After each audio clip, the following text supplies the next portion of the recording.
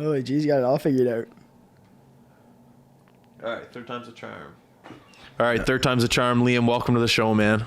Thanks for having me. Are you living on a high still? Like, the past couple of weeks have been pretty crazy for you. Yeah, it's pretty exciting. There's been a lot of wins and losses, highs and lows, and it's just pretty good. So you were just telling me the story about coming out of Thunder Bay, the flight. You might as well just start that with the podcast right now, leaving there. Snowing the end of April is unusual. Yeah, it was pretty, we didn't know what was going to happen. You were supposed to have a flight at like 11 a.m. and that didn't happen. And then we were supposed to have another flight and that got canceled. So then we were sitting there just booking hotel rooms, and our hockey and S rep came over and he was like, yeah, like we got you guys on a flight. So left Thunder Bay at 7 o'clock that night and got to Toronto, and after Toronto got back in and got to Halifax, and now I think every player's missing their hockey bag. So no, yeah. Are you serious? Yeah. There's guys that still don't have their gear. I don't got my gear. You don't have your gear? No, I just got my luggage yesterday. So yeah. No way. Yeah. The boys are pissed right now. Oh, I think some of the guys are pretty not happy. Dude, would you fly WestJet? Yeah. Man, these companies, these flight companies got to figure it out. Honestly, we did the math, and I think it's around like $8,000. So $8,000 worth of stuff's on just for mine. Is the skate for your pads? Yeah, just for my set, just for like mine and Gooby's set of gear, like each is like $8,000. So yeah, I'd be livid. Oh yeah. I remember back when I used to fly, the hospitality you got when you flew, like they'd check your bags for you. You get a meal on the flight. They'd say, is anything wrong? Can you help you with anything? Yeah. Now when you fly, it's just nothing. See you later. Have a good time. Bag of pretzels and a drink, and that's it. Bag of pretzels. I forgot about that. You're lucky if you get a bag of pretzels now. Honestly, yeah. All right, well, let's talk about the year, man. Like, we came on board in beginning of April, Charlottetown. Such a cool group of guys on the team. Everyone's so loose, so calm. That's the first thing that myself and dudes noticed when we were down in the tunnel filming you guys. Was it like that? You know, right from September, training camp? Yeah, like I think at the start of the year, there was a little nerves. Like personally, there was some nerves there, just like playing for the Max, and thought it was a pretty big deal at that point. But as the season settled down, I think a lot of us just kind of got comfortable with each other and settled down a lot more. That's sick. So yeah, just like we came closer and closer, and like even today, like all the guys are texting each other. We miss you guys, like miss each other. No. So we're still a close group of guys. That's unreal. That's honestly, like, within the first 10, 15 minutes, we were down in the tunnel and you guys were getting ready to go out onto the ice and we were filming. And as soon as you guys ran out onto the ice, me and dudes just looked at each other. I was like, there's something special about this group. Yeah. And we still didn't know. Like, we probably still don't know. We'll probably never figure it out. But I don't know, just the way you guys like joke around right before running out onto the ice before the Telus Cup. You're like, are we at the Telus Cup? I don't know, myself, and I know dudes as well, we'd just be shitting our pants. But you guys are, I don't know, somehow able to stay calm. Yeah. It's a rare thing, I think, for a guy your age and everyone else on the team. I think some of us were looking at it as a last opportunity. Yeah. So might as well just make the best of it, enjoy it. Like it was just like, I think a couple of third years, we don't know what we're doing anymore. Like some guys aren't going to play hockey next year, and that's the sad reality of it. So I think they were just out there to have fun. Yeah. So. Well, you definitely had a lot of fun. Well, it looked like you had a lot of fun at least. It was a blast. The whole season was a blast. Like even the team bonding we did, like all the ball hockey, the pond hockey. What do you mean team bonding? Talk about that. Well, we were we played a couple games of ball hockey when it started getting nice out. Played a lot of pond hockey. So we were out on the pond a lot, as much as we could. We'd be out in the pond, like it's a snow day. Everyone would be texting each other, yo, what are you saying? Like, are we going to the pond? Like, let's go and play. Like, it's just like some of us are dressing up as goalies, going out and playing. Like, it was a blast. That's sick. So yeah, it was a blast. When did you start doing this? Before the season? Like when you said during the season. During the season? Yeah. What lake do you guys go to? It's right around here, the one on Parkland. Oh, like the big pond back there. Yeah, the big one. How many guys go to the West on the team? Like who go on the Max? There's 5 of us. 5 of you? Yeah. That's incredible. And then even like there's a couple, like Daniel Klein from Citadel, he'll drive up, and then some of the guys from out in Tantallon, they'll drive in. Yeah. So we're just loving it on a snow day. Sick. So yeah, and we'll play out at Ian Watts out in Prospect too. Oh yeah. So we play down there a bunch too. Oh, here's the dog. Here's Levi for you. He interrupts a podcast every now and then. Go upstairs, buddy. Go upstairs. All right, he's fine. So you mentioned at the beginning of the podcast, you said Max, it was a big deal. Yeah. Where did you play before the Max, and why was it such a big deal for you to be playing with the Max? So my first year midget, I played junior C. Yeah. So that was quite the experience. I was just. How old are you? 15. Wow. So I was 15 playing with 21-year-olds, and I mean, It was a different league. Yeah. There was some different things that went on there. Yeah.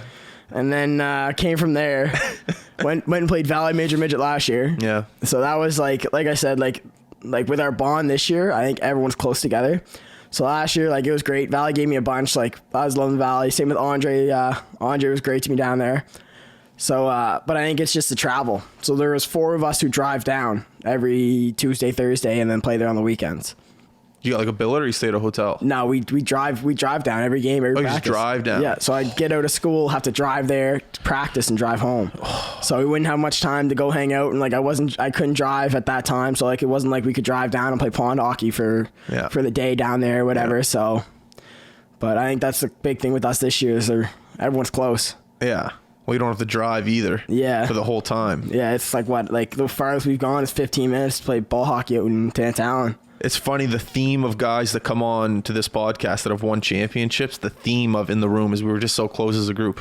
Yeah. And I think that's a true representation of the Max this year, just an amazingly close group. Yep. And one thing you didn't notice, well, you probably did notice throughout the year, but we noticed too, was the group of parents you guys had. Oh, yeah. Because we hung out with you guys, but we also hung out with the parents, especially up in Thunder Bay. And just how close they were. Yeah. Just welcome. Here, eat till you can't eat anymore, drink till you can't drink anymore, do whatever you need, let me know.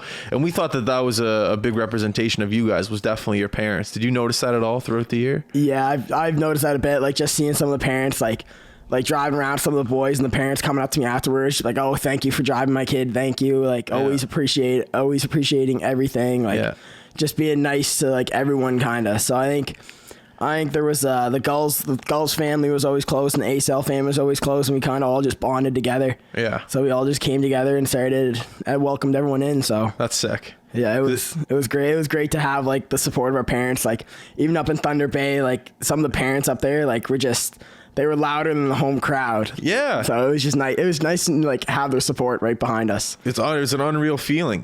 Feeling. Even for us, John Ross, like we didn't have a car. He found out that we didn't have a car, got wind of it. He's like, hey, where do you guys need to go? I'll pick you up. I'll drive you home no matter what. Yeah. And then do you know how much easier that made the trip for us? It was just unreal. Oh yeah. Didn't have to worry about taxis and anything like that. Nothing. It was unbelievable. And it's funny because within hockey, I'm sure you know, the politics within hockey and parents is huge. Oh yeah. Like if there's a fight between 2 parents on the same team, or there's a disagreement, that can affect the kids. Oh yeah, that's coming down. That can come down on everyone. Anyways, I don't think that there was nothing like that this year. Everyone, like I said, everyone was close. Like parents were close, and so man, I had a great time. Oh yeah, so did I. It was a blast. Even at Atlantics was a blast. Like. So just I can't forget one of the moments of the whole journey out in Sackville. What do you mean? We won our championship, our provincial championship out in Sackville. Oh, we weren't there. Okay, keep going. Yeah. So we went out in Sackville, and it's just the whole arena was packed.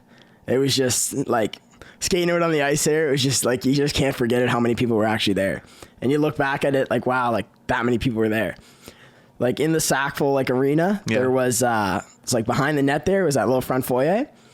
That was packed. Like people couldn't get up to the glass. Yeah, people couldn't get in the stands. So it was just like an unbelievable moment. Like wow, like all these people are here to see us play. Yeah. So that was definitely one of the cooler moments of the whole year. As soon as you won that game, was there almost a feeling in the room like, okay, we can do some damage right now? Like even going into Atlantics, was it like, okay, we can win, or was it like, let's just go up and have some fun? We thought about it, and like we looked at our opponents. Like we did countless hours of video, like practicing like systems directly for teams, and we narrowed it down to Kensington and Moncton as our biggest opponents going into it. So on the last day there, we played Moncton, and you guys were there, so we had to win that game or at least get it to overtime in order to clinch our spot in the finals, and that we did. And I like just skating out there. It was just an unbelievable moment. Yeah. So just like after all the diversity and everything that's happened, like playing Junior C, getting cut by all the city teams, like for 2 years in a row, it was unbelievable. So what do you think was the transition for you to be able to play for the Max this year? Why not before? Did you just hit a peak and you were able to up your game, or what do you think it was? Experience? Definitely there was a little bit of experience there in Junior C, just like playing with older guys, learning some different things. Like that year we won provincials that year, went to the Maritime North. So it's basically the Atlantics. Okay. So Atlantics plus like none of it team. Sick. So yeah, that was pretty cool. But then I think in the Valley, I kind of found myself as a goalie. and like started playing how I wanted to play instead of playing how other people told me to play. Like people would say, oh, you're too small. Like you got to be bigger. You got to be this. You got to be that. You got to be stronger. And I just kind of adapted to my own play. And at the end of the day, I'm looking at it as if you don't stop the puck, you're not a goalie. So all you got to do is stop the puck.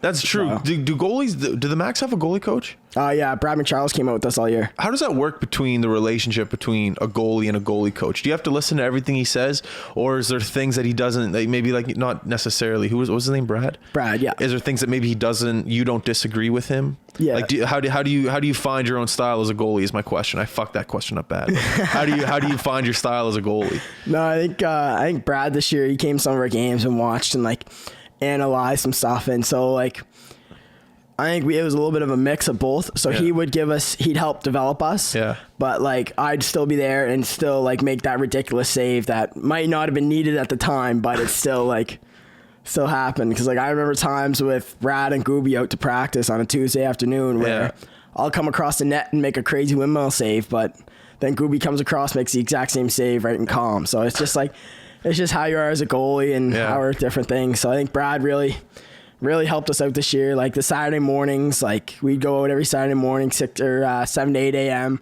Be grinding with him out there, and then at practice, me and Gooby. Really? So like, without the team, just you guys? No, like it's a goalie session. So like really? a bunch of goalies from Halifax would go. Cool. So it just like that was a blast too. Like shout out to Brad for that, because like it was just. I'd want to get up and go. Like I'd see all the smiles on some of the young guys' face. They're like excited to be there, happy to be there, and it just made me want to be there even more. That's cool. Oh, yeah. Talk about the relationship between you and Gooby. When I was in the room a couple times, I heard you were just like, hey, Gooby, we hanging out tonight? And then I was like, oh, they must live close to each other. And they're like, no, he lives out in like Tantallon. I'm like, oh, these guys are like buddies. Like he's traveling to go hang out with his goalie partner. I don't know. Talk about the relationship you guys have. I think me and Boobs have a special relationship. Yeah. We're, I don't know, he's a smelly kid, but like, so I always letting him go. But like, I think this year, me and him just like, I took him under my wing a bit and just kind of like helped him out a bit. And he even taught me some pretty good lessons. So yeah, we just kind of helped each other out all year, supported each other. If someone wasn't going good, like if I was playing bad, Gooby would be right there to pick me up. Or if Gooby wasn't playing good, I'd be right there to pick him up.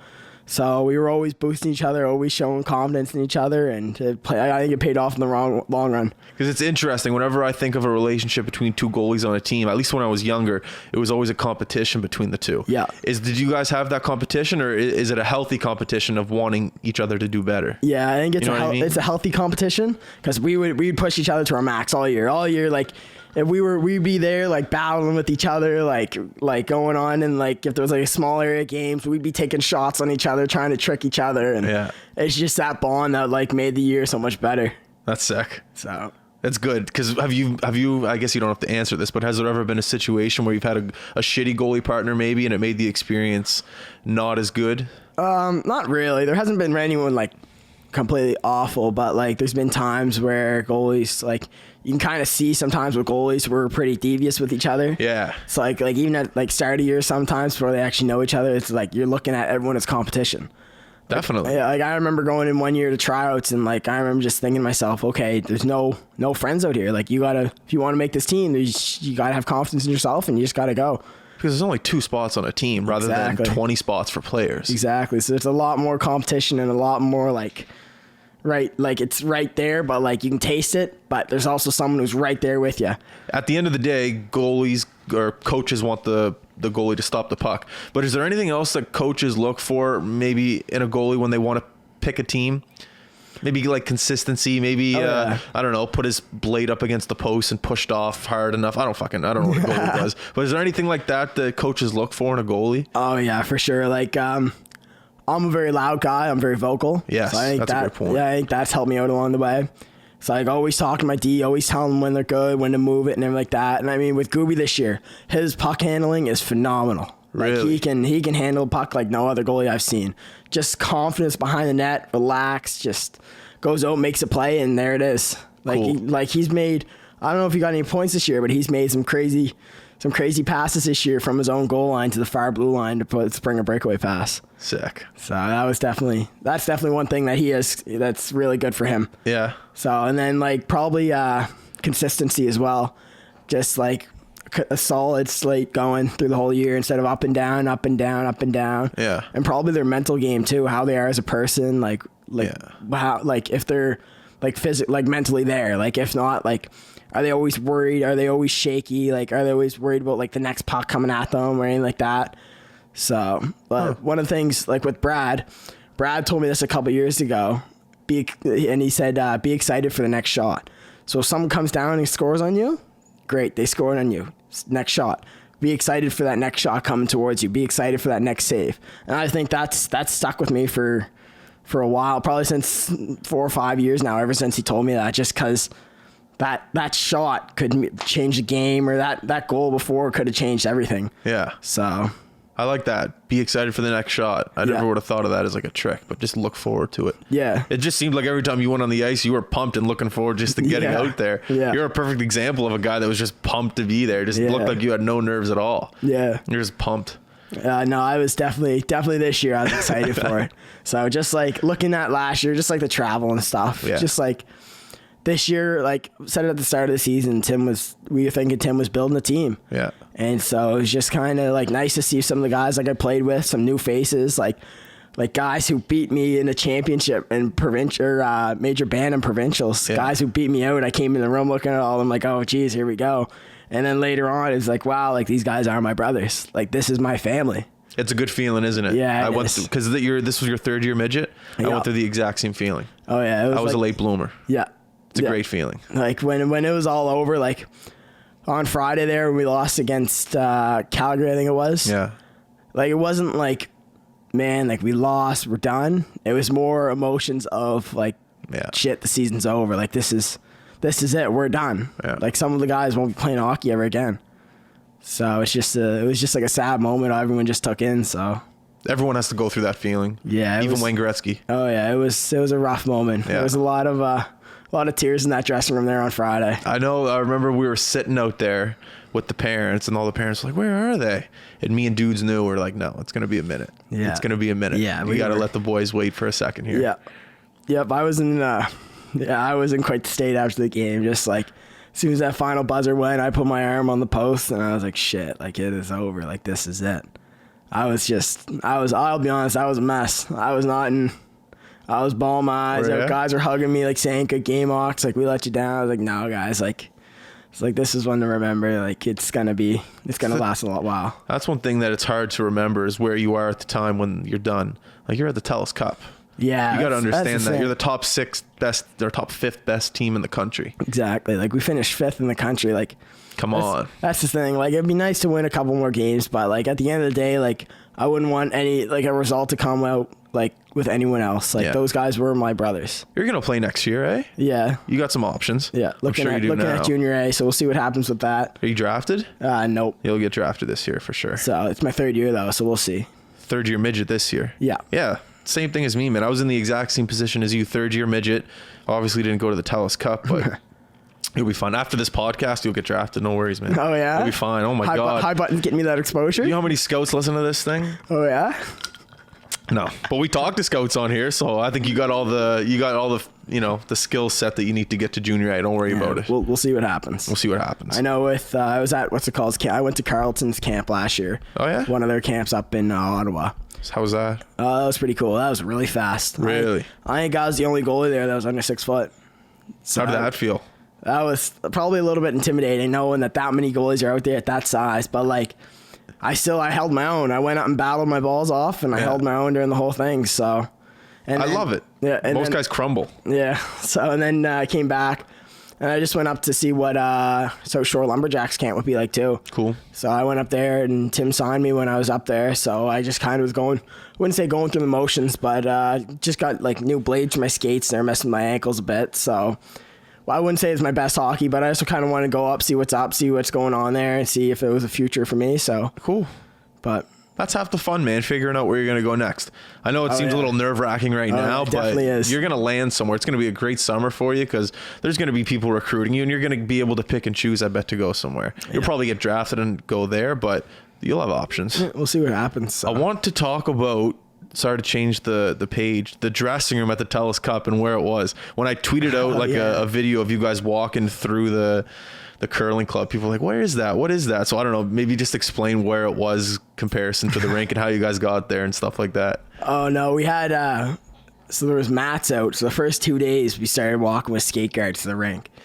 And I mean, like after the first period in that in the Toronto game, our first game, I looked at the skate guards. I said, nah, I ain't doing this every game. So I looked at them, carried them back to the room, and then just walked on the mat. But we were, like John, our trainer, sweeping it every day. Like guys were sweeping it every day before the game, make sure it was all good. Like probably had to walk at least maybe like 50 meters to get to the rink. Yeah. Through on mats and everything like that, and then walk downstairs into our dressing room. But like shout out to those guys who built the dressing room. That was a nice room, and we were very grateful to have that. We weren't allowed in the room. Describe the room. What was it like? It was almost like an L. An L. Yeah. So it's a great letter. Yeah. So they had stalls above, but like the weird thing is, it wasn't benches. It was chairs for each and every one of us. Like a computer chair. Yeah. Like not like a rolling one, but like a 4-leg kind of chair. That's a good chair. Yeah. So it was like a chair there for all of us. So it wasn't a bench. It was kind of like an NFL room. Oh yeah. So like it was definitely different. Did they give you guys drinks and stuff, food in the room? Oh yeah, we had Gatorade going the whole trip. Unreal. A bottle of water, chocolate milk, everything going the whole time. Unreal. So and it was sick that you guys had that whole back to be able to stretch down. Oh yeah, we were doing warm ups there. Like before the games, everyone was playing games before, like little area games with each other, like just messing around, loosey goosey, having fun. So that's sick. Yeah. When we snuck back there for the first time, we didn't expect it to be like that. We're like, oh, they got their own like private rink essentially. Yeah. Did the other teams warm up back there? Yeah, they'd come back. Same with the refs, but I mean, like we ran the show back there. Yeah, I was gonna say no one's coming over back by your room. No, we ran the show back there. We had a little section like no one would come in. Yeah. So and then the last day there was this big Bower thing set up. What do you mean? I like it was like Bower for kids or whatever. So like there was like a bunch of like kids coming in and they get like all their equipment and like that. Like a charity thing? Like kind. I'm not sure what it was. But like it was just like helmets and like that set up for like minor hockey, I guess you could say. Okay. So that was good for them to do. But, that's cool. That's half the part about going to those tournaments is just meeting people and seeing new things. Like even though Thunder Bay wasn't a crazy city, but you still get to meet new people. You still get to see new teams. Oh yeah. Talk about Quebec and how quick they were, man. Like, were you playing against Quebec? No, I didn't play Quebec. Then you had the same view as us, just watching. Yeah. Talk about their power play and how quick they were, man. Oh my god. Yeah, they definitely moved the puck pretty quick. But I think we only 3 goals against them, like which says something about your penalty kill and things like that. Our special teams all year, especially our penalty kill. Like I think we scored more goals on our penalty kill than we did on our power play. That's what I said to dudes. I was like, if they get a penalty, I'm kind of excited because they have an opportunity to score stuff. Yeah, it's like when we go on the power play, it's like, oh geez, I got to be ready just in case someone blocks a shot. Then when we go on the power play, it's like, okay, I know someone in front of me is either going to dive out and block something, or I'll make a save, or someone's going to block something and go on a breakaway. Yeah. So it's always like you just never know. So you never know what's going to happen with us. Well, that's what me and dudes were trying to figure the team out, or your team out throughout the tournament, even in Charlottetown as well. It's like, they're never really ahead, but they're always able to hold on and tire out the team and then score. Yeah. I found that was a theme, at least in Atlantics, where you guys would be even second period, even the first, and then third period, the other team would just be tired. Yeah. And you guys would just still have that oomph.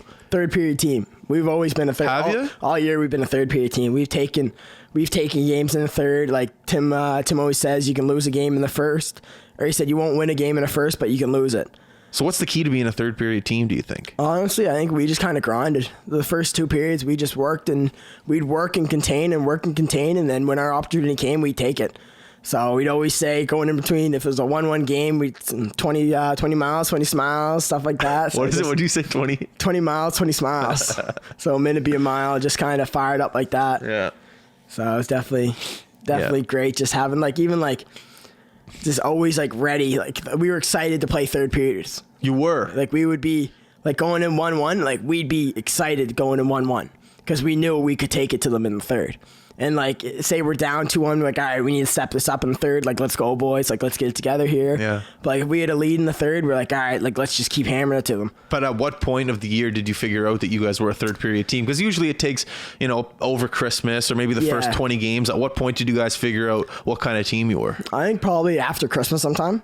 That's when we started like discovering that we're going to be a third year team. Like we're going to contain, and then grind it out in the third and just get the job done. Yeah. So, and I think that's what we did most of the year. Like most of the second half of the year. Once we figured that out, we contain and let our opportunities come to us. And it's frustrating. I couldn't imagine being another team playing you guys and just... Oh, I could imagine, but it would just suck because I remember in that final game in Atlantics, it was the exact same thing. You scored, then they scored, and then they had the high horse going, but you guys just had the exact same consistency and scored within 20 seconds after that guy jumped up on the glass and then he got kicked out, which was hilarious, by the way. That was pretty funny. His ego or karma got to him. Yeah, there was some... I know a lot of guys weren't a fan of that guy up on Kensington. So. I don't even know who it was. Yeah, I think we'll just leave it at that. Yeah, we'll leave it at that. But I don't think too many guys were like happy to play against him, or I think some of them were excited to play against him because they knew they were going to fire him up. But no, like you were saying, like we built off other teams like trying to beat us. It's like we like you said in the third period when they scored to make it like 1-1. I think it was 1-1. Yeah, we built right off that, and we're like, all right, boys, like they just scored, like. When he did that big celebration, we looked at it like, wow, like we got to get going here. And like, I think that switch just flipped and we turned it right on. So it's fun to watch. Yeah, I think we finished like what 4-1, something like that. Yeah, it was something like that. You got an empty netter. You made it 3-1 with the goalie in, and then the empty net made it 4-1. Yeah, and then you're just laughing to the bank. Yeah, and then you're just pumped to go to Telus. Yeah, that was someone. Oh man. Yeah, no, I'm just reliving it now. Oh yeah, I still remember when that game. My dad came out, looked at me, and just started. He had tears in his eyes, and he just hugged me. And I said, "Holy shit!" I said, "Don't be doing this, man." Like, I said, me and him just had a moment right there on the ice. Just both of us were like in tears, just because everything that's happened in the past and happened like with just like hockey in the past, always being looked at as a small guy and like an underdog. It's always been just having him there as that support was good to hear. That's what it's about, man, at the end of the day. Oh yeah, hockey's a funny game. It's a funny sport. Same thing. But if you're able to take advantage of your opportunities, and even if you have the littlest opportunity, you can make something like this happen. Exactly. Were you guaranteed a spot in the max this year? Or did you have to earn it? I got signed. Like I said, I got signed when I was up at Lumberjacks camp. Oh yeah. So there was talk of me going back to the Valley at one point, just because I didn't know if I was going to make the max or not. Yeah. But now Tim called me up when I was down there. And he said, "Listen," he goes, "we're going to sign you. We want a third year guy for Gooby." And so I said, "All right, sounds good." So I was pretty excited to only have to drive 5 minutes to the rink instead of an hour. So. Do you live around here? Yeah, just right down the street. Do you actually? Yeah. That's unreal. Yeah, you know where Mitchell is? Yeah, right down from Mitchell. Do you? Right, the street right next to Mitchell's. So you're. Oh yeah, we talked about this up at Donaldson. Yeah. Yeah. What's your favorite thing to get at Jesse's Pizza? Oh, Kelly's Deli. You got to go to Kelly's Deli. I've been to Kelly's Deli. I've been like Kelly's 3 times. Kelly's Deli is so much better. All right, Kelly's Deli. How much is a 12-inch sub? $6? Yeah, I think the special is like $6, and I think like it's like $8 for a normal one. Like, and the amount of meat that they put on there, they just load it. They load it. It's so good. They put everything. So essentially, you compare it to Subway. It's double a sub from Subway compared to all the meat, the sauce, the veggies. Oh yeah, it's incredible. Oh yeah. Everyone from Dooley's just rolls over there, but whatever. It's a great time. No, we're there, and it's like. I'll get like every veggie there is to get there. And it's just like, oh, why you get so much? It's like free food. Like, why not? Like, it's technically they're nice people over there too. Oh, they're wonderful people. Wonderful. So always say hello, always greet me, always ask me how my day is going. So are you a regular? What? Are you a regular? I was for a bit there until my bank account took a big hit and then kind of died off a bit. Where's the go-to lunch spot at the West now? Is it still spread out? It used to be Jesse's Pizza, but obviously more places have gone up. There's Habaneros now. There's Burrito Jacks now. McDonald's is always a staple. Oh yeah. Where's the go-to? I think it's like everywhere is right there in Lacewood. I know the Kelly Deli gets a hit off us. I think that's probably the most popular spot. But as soon as lunch hits, everyone kind of fans out, and just like everyone who can drive kind of just starts going down to like it depends what you're feeling. Like you got Mezza there, you got Don's there, like what's it called, Habaneros. That's my go-to, Habaneros. Yeah, love them. My go-to is probably Kelly's Deli. Like that's your go-to. Like late night, I need something. If I'm going out for lunch, or if it's late night, I need some food. I'm Kelly's Deli. I'm coming for you. What do you get? The ham or BLT? What do you get? Chicken salad. Chicken salad. You don't get the sub. No, I get the chicken salad sub. Really? Yeah. I'm gonna try that next time. Oh, it's so good. So one thing that you and I both have in common, root beer mile champions. Oh yeah. So a few people on this earth are allowed to say that they've won. We have bragging rights. What do you think was the key to winning the root beer mile at Halifax West High School? I don't know. Probably just keeping it down. Keeping it Keeping down? it down as long as you can, and then just.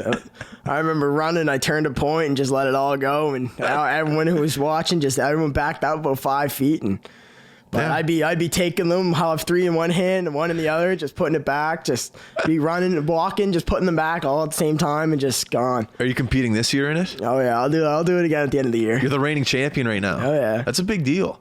Yep. I only did it once. No, I'll do it in June too. Oh, it's in June. There's one in start of the year and one at the end of the year. Did you do one at the start of the year? Yeah, that's the one I won.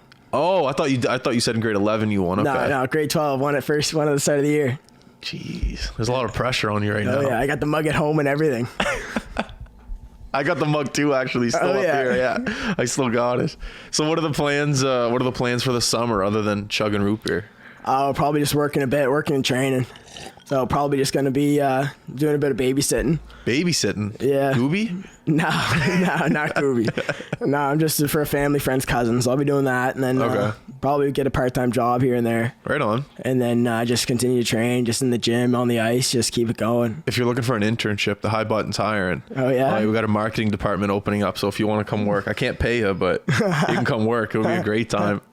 Volunteer hours, eh? Volunteer hours, I like that. That's actually a good idea. We should talk to like the court system and people that need to do public, or what's it called, community service. Oh yeah. Get them to come work at the High Button. You guys gonna deal with all the criminals, eh? Well, whatever. They're already on probation, so they got to behave. I never thought that's a great idea.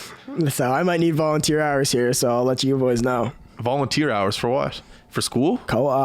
Leadership. Oh, you're in leadership. Is Snook still doing that? Yeah, Snook and Snook. McRae? Oh yeah. Man, we did that trip. Are you guys going to Grand Lake? We go to Dollar Lake. Dollar Lake. Yeah. Maybe we did go to Dollar Lake. We leave tomorrow morning. No, you don't. Yeah, I got to go into school at 8 a.m. to write a test, and then leaving at 9 a.m. to go to Dollar Lake to go camping for the night. Whatever. That is the most fun trip you will go on. Yeah. Have they told you what you're doing yet, or is this a surprise? I don't want to ruin it for I you. haven't been there for the past week. I know, but they have like things set up that you guys are gonna do. But do you know what it is? Somewhat. Not really. Like Okay, we're only going for the night. So Yeah. I think we got to build our own shelter. We're gonna have a fire, stuff like that. Yeah. But I think our second overnight trip, that'd be our third one. It's a 4-day one. Okay, so then this isn't the one I'm talking about. No, this isn't the long one. Yeah, okay. So we go camping for 4 days in June, at the start of June. And they said they have a ropes course planned.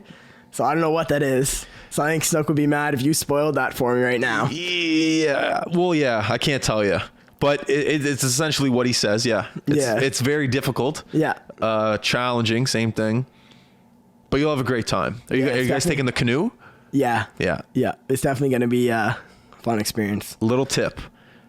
Get in a canoe with non-lazy people. Don't go in with anyone that's just going to bullshit. All right. Make sure you get a canoe with, guys that know how to get there. All right. Because I was in the canoe with 2 guys and it wasn't the best. I was at the back using all the muscle. So get in a canoe that you know how to get there. All right. Sounds good. All right, man. What time's you're free? Or what time are you done? 2? Yeah, it ends at 2:13. All right, man. Well, we'll wrap it up here. I know you got shit to do.